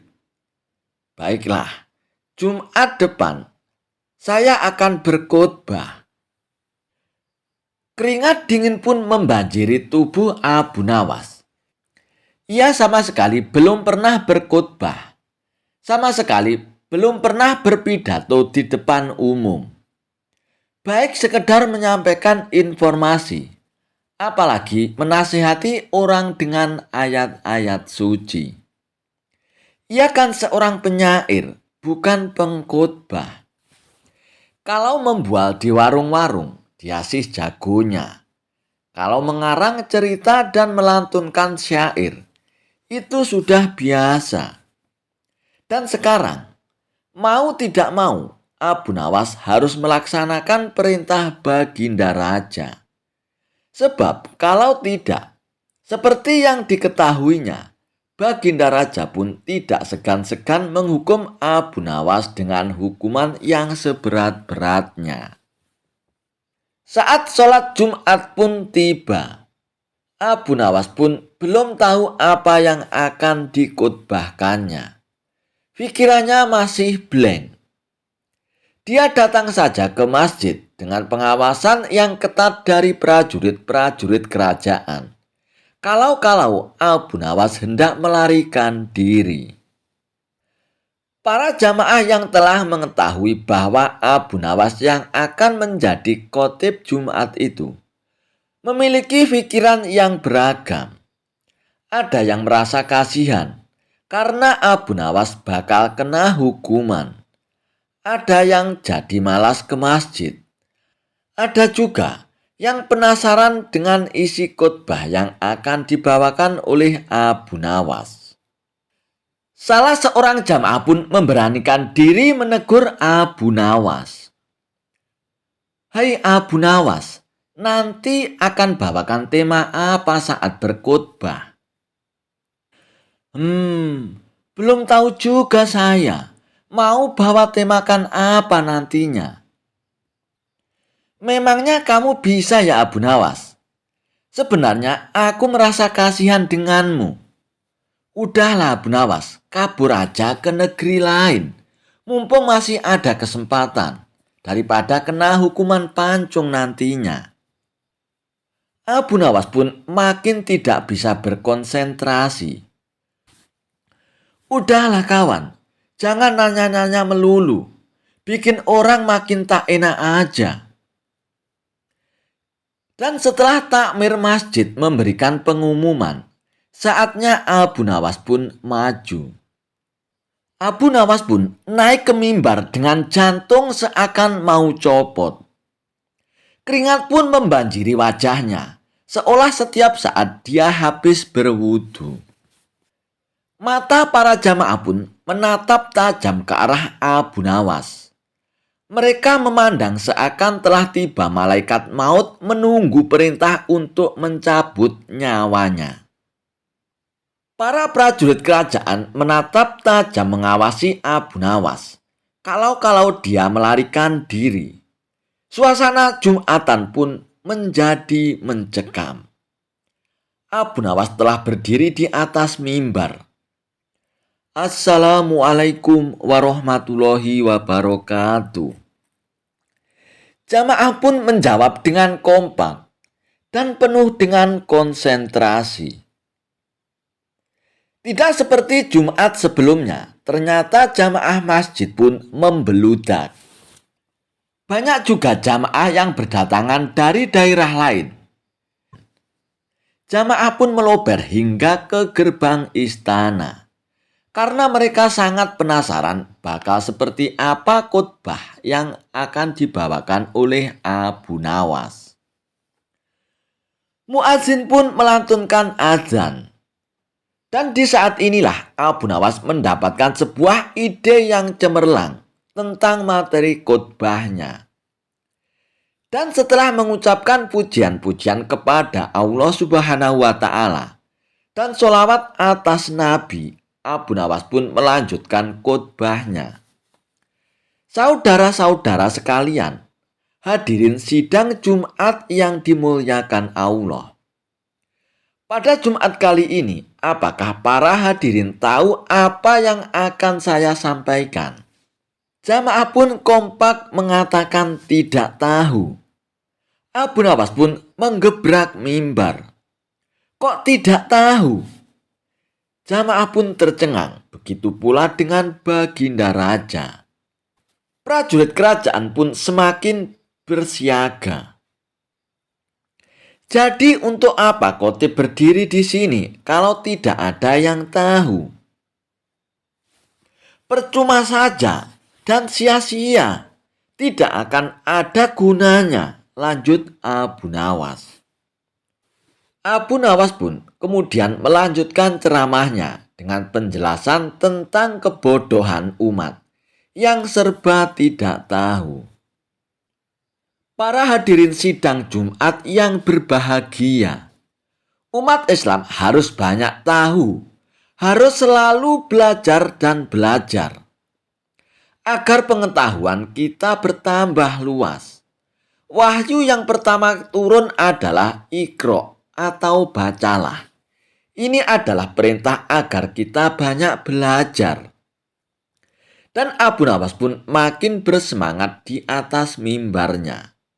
Dia memotivasi umat agar tidak menjadi umat yang bodoh. Untuk apa pengetahuan? Dia membukakan cakrawala kepada para jamaah. Dan para jamaah pun mendengarkan dengan antusias. Baginda Raja pun sangat senang dengan kondisi ini.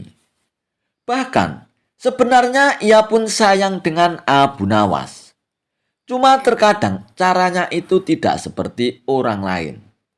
Raja punya cara tersendiri. Raja juga senang karena para jamaah tidak ada yang tertidur saat Abu Nawas menyampaikan khutbahnya. Dan baru kali ini, para jamaah terlihat sangat antusias.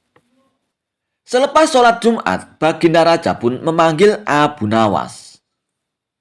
Wahai Abu Nawas, Jumat depan kamu lagi yang berkhotbah. Loh, kan sudah Paduka yang mulia. Hamba sudah menjalankan titah Paduka yang mulia sesuai dengan permintaan Paduka. Kilah Abu Nawas. Pokoknya harus Abu Nawas. Apa kamu mau digantung? Dan Abu Nawas pun tidak bisa mengelak dari perintah Baginda Raja. Dan ternyata Baginda Raja pun tidak mau kalah cerdik dengan Abu Nawas. Dia ingin kembali menguji seberapa cerdasnya Abu Nawas. Baginda Raja pun kemudian mengatur para jamaahnya. Kalau Abu Nawas bertanya yang sama saat berkhutbah, maka para jamaah pun disuruh menjawab tahu. Abu Nawas pun naik ke mimbar lagi. Kali ini dia menggunakan jurus yang sama. Abu Nawas sudah tidak tegang lagi. Wajahnya pun penuh dengan senyuman. Dia merasa berada di atas angin. Hadirin sidang Jumat yang diberkahi Allah Subhanahu wa Ta'ala. Apakah kalian tahu apa yang akan saya khutbahkan? Jamaah pun menjawab, tahu. Alhamdulillah. Bagus, inilah yang dinanti-nantikan oleh para pemimpin umat sejak lama. Inilah yang diimpikan oleh baginda Nabi kita, Muhammad Shallallahu Alaihi Wasallam. Maka ditambahkan lagi di sana dan di sini tentang kondisi umat yang mulai maju tingkat peradabannya. Kita berilmu pengetahuan juga tentang kejayaan umat Islam di masa kini dan yang akan datang. Beginilah seharusnya jika kita ingin berjaya. Dan Baginda Raja pun hanya bisa senyum-senyum sendiri. Dia tidak menyangka Abu Nawas bisa seenteng ini lolos dari perangkapnya. Tetapi dia pun senang juga karena para jamaah tidak ada yang tertidur sama sekali. Baginda Raja pun lalu memerintahkan Abu Nawas untuk berkhotbah lagi Jumat depan. Dan kali ini, ia mengatur kalau Abu Nawas menanyakan hal yang sama, maka sebagian jamaah menjawab tahu, dan sebagian jamaah lagi menjawab tidak tahu. Dan Baginda Raja pun merasa bahwa ini adalah jebakan yang paling top sedunia.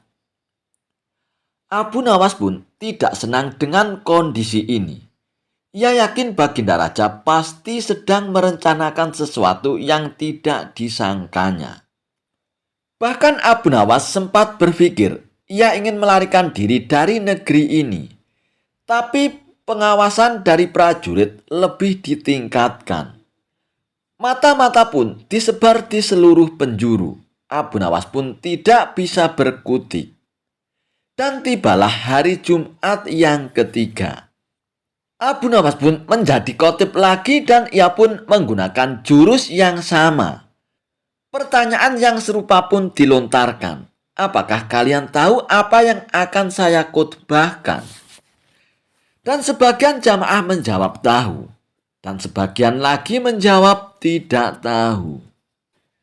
Kalau begitu, para jamaah yang tahu silakan memberitahu pada jamaah yang tidak tahu. Abu Nawas pun menambahkan bahwa kita harus menjaga kerjasama sesama umat. Saling nasihat menasihati. Harus kompak bahu-membahu. Mengatasi kedunguan dan kejahilan. Saling tolong-menolong, memberantas kejahilan. Yang sudah tahu, harus mengajari saudaranya yang tidak tahu. Jangan sampai tenggelam dalam kegelapan. Dan Abu Nawas pun telah menyelesaikan tugasnya. Baginda Raja pun akhirnya sadar bahwa Abu Nawas memang banyak akalnya. Dan ia pun mengakui kecerdikan Abu. Kisah Abu Nawas mampu kembali ke negerinya setelah diusir oleh Baginda Raja. Kisah ini berawal dari mimpi buruk yang dialami oleh Baginda Raja Harun ar-Rasyid, hingga menyebabkan Abu Nawas diusir dari negeri Baghdad. Abu Nawas tidak berdaya, bagaimanapun ia harus segera menyingkir meninggalkan negeri Baghdad hanya karena mimpi Baginda Raja. Masih jelas terngiang-ngiang kata-kata Baginda Raja di telinga Abu Nawas. Tadi malam aku bermimpi bertemu dengan seorang laki-laki tua. Ia mengenakan jubah putih. Ia berkata bahwa negerinya akan ditimpa bencana bila orang yang bernama Abu Nawas masih tetap tinggal di negerinya. Ia harus diusir dari negeri ini sebab orang itu membawa kesialan. Ia boleh kembali ke negerinya dengan syarat tidak boleh dengan berjalan kaki, berlari, merangkak, melompat-lompat dan menunggang keledai atau binatang tunggangan yang lainnya. Dengan bekal yang diperkirakan cukup, Abu Nawas pun akhirnya meninggalkan rumah dan istrinya. Istri Abu Nawas pun hanya bisa mengiringi kepergian suaminya dengan dereyan air mata. Sudah 2 hari penuh Abu Nawas mengendarai keledainya. Bekal yang dibawanya mulai menipis. Abu Nawas tidak terlalu meresapi pengusiran dirinya dengan kesedihan yang terlalu mendalam.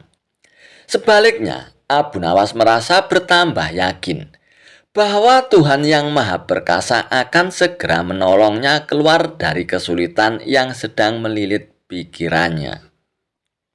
Bukankah tiada seorang teman pun yang lebih baik daripada Allah Subhanahu wa Ta'ala dalam saat-saat seperti itu? Setelah beberapa hari Abu Nawas berada di negeri orang, ia pun mulai diserang rasa rindu yang menyayat-nyayat hatinya yang paling dalam. Rasa rindu itu makin lama makin menggebu-gebu.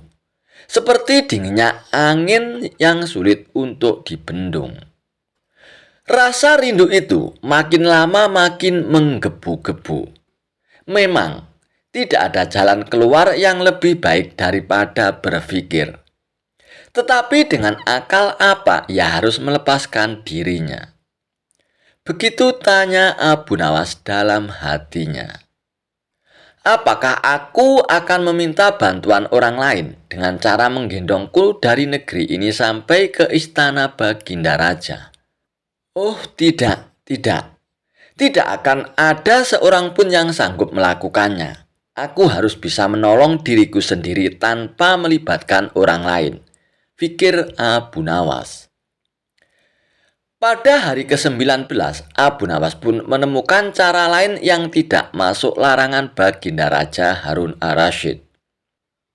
Setelah segala sesuatunya dipersiapkan, Abu Nawas pun akhirnya berangkat menuju ke negerinya.